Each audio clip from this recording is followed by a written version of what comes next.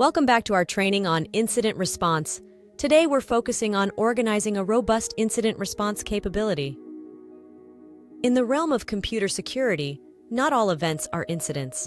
An event can be anything from a user logging in to a server crash.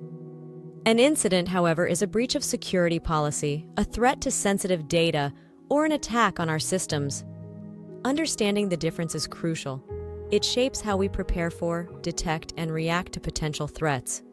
Why do we need an incident response capability? The answer is twofold: to minimize loss and to comply with legal standards. A swift and effective response can mean the difference between a minor disruption and a major breach.